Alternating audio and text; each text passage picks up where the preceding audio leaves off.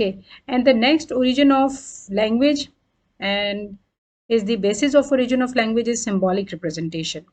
Symbolic representation, you must remember कि हम origin of language discuss कर रहे हैं. ओरिजिन का मतलब होता है स्टार्ट, कि लैंग्वेज का, ह्यूमन लैंग्वेज का स्टार्ट कहाँ से हुआ है.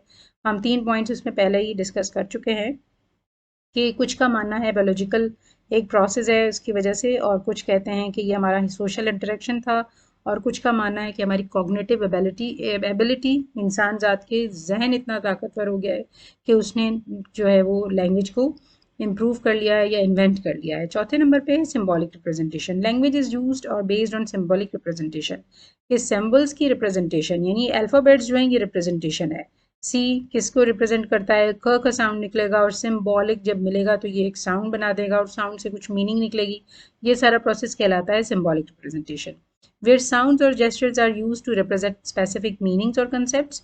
Some theorists or theories propose that the evolution of language was preceded by the development of symbolic thinking and representation in early humans. कि जो शुरू के इंसान थे, क्योंकि उनके पास बहुत सारी चीज़ें डेवलप नहीं थी, इसी तरह लैंग्वेज भी नहीं थी, तो कुछ का मानना ये है कि शायद आहिस्ता आहिस्ता जो डेवलपमेंट की सिंबॉलिक थिंकिंग ने और रिप्रेजेंटेशन ने, उससे इंसान ने लैंग्वेज को डेवलप कर लिया. This ability to represent and manipulate abstract concepts may have facilitated the emergence of language by allowing humans to communicate about past events, plans and abstract ideas. हमने डिस्कस किया था कि ह्यूमन लैंग्वेज वो वाहिद language है कि जिसके ज़रिए हम अपने past events, plans, abstract ideas के बारे में भी बात कर सकते हैं.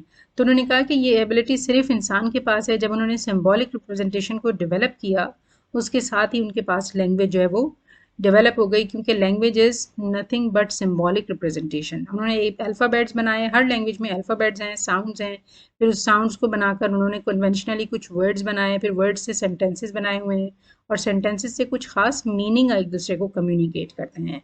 अब वो मीनिंग आज इतनी इम्प्रूव हो गई है कि हम पास्ट इवेंट्स को, प्लान्स को, एब्स्ट्रैक्ट आइडियाज़ को, जो कुछ नज़र नहीं आता, हर तरह की चीज़ों को डिस्कस कर सकते हैं. That is symbolic representation. That is the fourth basis of origin of language. ठीक है, अगला जो हम बेसिस पढ़ेंगे दैट इज़ कल्चरल इवोल्यूशन.